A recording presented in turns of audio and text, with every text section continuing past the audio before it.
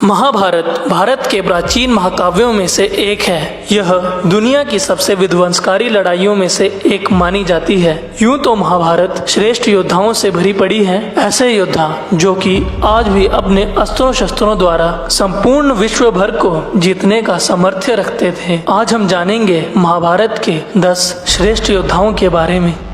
श्री कृष्ण स्वयं नारायण के अवतार थे। अगर बात होती है महाभारत के सर्वश्रेष्ठ योद्धा की तो श्री कृष्ण का मुकाबला कोई नहीं कर सकता। अतः हम उन्हें अपनी इस तुलना से दूर ही रखते हैं।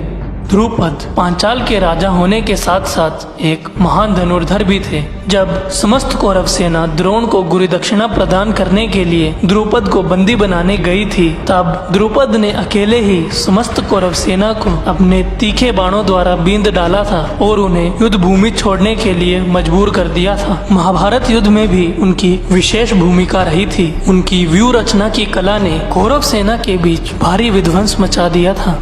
भीम वायुदेव के कृपा पुत्र थे। भीम को शारीरिक रूप से सर्वाधिक शक्तिशाली योद्धा माना जाता था। भीम ने हिडिंब, जटासुर और अन्य कई राक्षसों को बिना अस्त्र शस्त्र प्रयोग किए मार डाला था। उन्होंने कीचक, जो कि विराट नगर का सबसे बलवान व्यक्ति था, उसको उसके 105 भाइयों के साथ अकेले ही मार डाला था। उन्होंने दिग्विजय के दौरान पूर्व सेना के संपूर्ण राजाओं को जीत लिया था। भीम ने जरासंध जैसे महान योद्धा के शरीर को अपने हाथों से ही 2 हिस्सों में काट डाला था और महाभारत युद्ध के दौरान सभी धृतराष्ट्र पुत्रों का अंत किया था। और तो और उन्होंने युद्ध भूमि में कर्ण को भी परास्त किया था और युद्ध के 14वें दिन द्रोणाचार्य को रथ सहित 8 बार उठाकर पटक दिया था। सात्यकी का वास्तविक नाम युयुधन था। राजा सत्य के पुत्र होने के कारण उन्हें सात्यकी कहकर संबोधित किया जाता था। सात्यकी का जन्म यदुवंश में ही हुआ था। सात्यकी एक महान योद्धा था। समस्त महाभारत युद्ध में कोई भी सात्यकी को पराजित नहीं कर पाया था।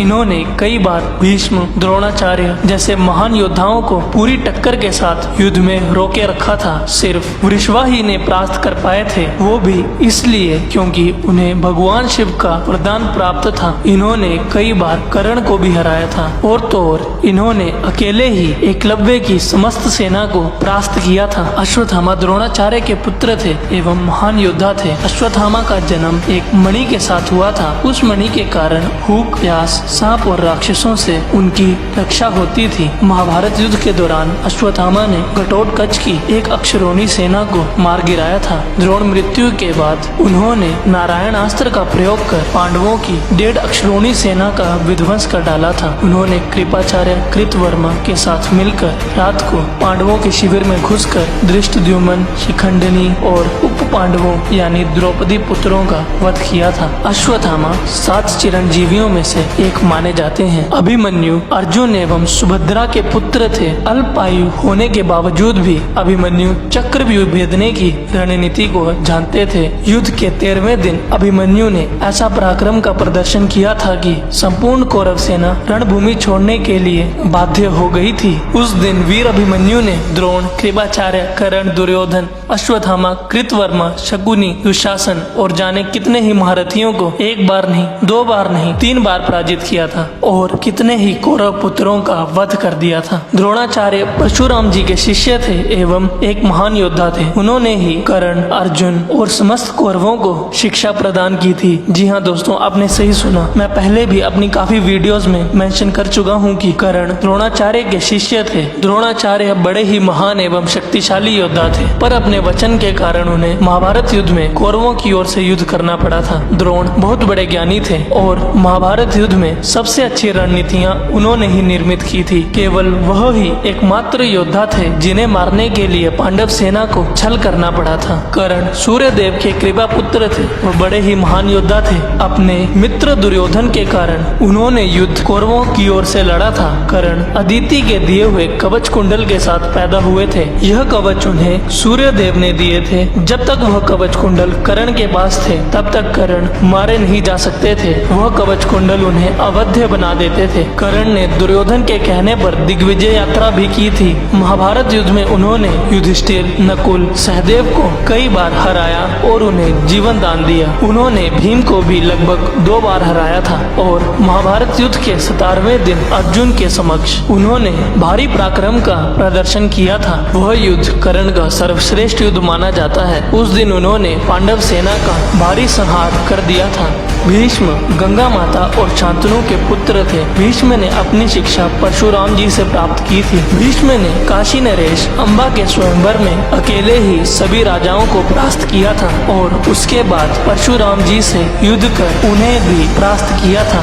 भीष्म के भय के कारण कोई भी राजा हस्तिनापुर पर आक्रमण करने के विषय में सोचता भी नहीं था। हालांकि विराट युद्ध के दौरान भीष्म अर्जुन को हरा नहीं पाए थे, पर अत्यंत घायल होने पर भी उन्होंने लड़ना नहीं छोड़ा। तब उनका सारथी उन्हें अत्यंत घायल देखकर उन्हें रथ सहित युद्ध भूमि से बाहर ले आया था। महाभारत युद्ध में भी उन्होंने अपनी रणनीति से पांडवों की कई अक्षरोणी सेना का विध्वंस कर डाला था। अर्जुन इंद्रदेव के कृपा पुत्र थे एवं महर्षि नर के अवतार थे। अर्जुन ने श्री कृष्ण के साथ मिलकर अग्निदेव की कार्य सिद्धि के लिए इंद्र सहित सभी देवताओं को परास्त किया था। अर्जुन ने चित्ररथ गंधर्व को भी हराया था, जिन्हें कर्ण जैसे महान धनुर्धर भी नहीं हरा पाए थे एवं संपूर्ण विश्व में केवल अर्जुन ही थे जिन्होंने अपने युद्ध कौशल से भगवान शंकर को प्रसन्न किया हो। उनके जन्म के समय एक आकाशवाणी हुई थी कि अर्जुन संपूर्ण अस्त्रों शस्त्रों को प्राप्त करेगा। संपूर्ण महाभारत में केवल अर्जुन ही एक ऐसे योद्धा थे जो अपने दाएं और बाएं दोनों हाथों से तीर चला सकते थे। वह अर्जुन ही थे जिन्होंने निवात कवचों का अंत किया था, जिन्हें इंद्र, रावण आदि भी परास्त नहीं कर पाए थे एवं विराट युद्ध में उन्होंने अकेले ही भीष्म, द्रोणाचार्य, कृपाचार्य, कर्ण, अश्वत्थामा और संपूर्ण कौरव सेना को परास्त किया था। अब आप सोच रहे होंगे इतने सर्वश्रेष्ठ योद्धा भी प्रथम श्रेणी पर नहीं आए तो कौन होगा वो योद्धा जो प्रथम श्रेणी में आएगा। तो मैं आपको बता दूं, योद्धा केवल वह ही नहीं जो रणभूमि में युद्ध करे। असली योद्धा वह है जो हर परिस्थिति में युद्ध करना जानता हो। मेरा मानना यह है कि संपूर्ण महाभारत में भगवान श्री कृष्ण को छोड़कर सर्वश्रेष्ठ योद्धा कोई पुरुष नहीं अपितु स्त्री थी और उस स्त्री का नाम द्रौपदी था। जी हाँ दोस्तों, उस समय स्त्रियों को जीवन यापन करने के लिए उचित अधिकार प्रदान नहीं किए जाते थे। तब भी वस्त्र हरण के दौरान जब द्रौपदी पर अत्यंत घटिया और गलत आरोप लगाए जा रहे थे, तब भी वह शांत नहीं रही और अपनी रक्षा के लिए वह अंत तक हर संभव प्रयास करती रही। उसने न केवल अपना धैर्य बनाए रखा एवं अपनी भक्ति के कारण भगवान तक को सहायता करने पर मजबूर कर दिया और वनवास के समय भी उसने पांडवों का धैर्य बनाए रखने में सहायता की और उन्हें टूटने नहीं दिया। उस समय द्रौपदी के स्थान पर अगर कोई भी मनुष्य होता तो वह इतना धैर्य धारण नहीं कर पाता, वह अवश्य ही टूट जाता और कोई ना कोई गलत कदम उठा लेता। पर द्रौपदी ने न केवल अपना धैर्य बनाए रखा एवं सभी पांडवों का धैर्य भी टूटने नहीं दिया। इसी कारण से मेरे अनुसार श्री कृष्ण के बाद कोई भी श्रेष्ठ थी तो वो थी द्रौपदी। अगर वीडियो पसंद आई हो तो लाइक करें, शेयर करें और चैनल को सब्सक्राइब करें।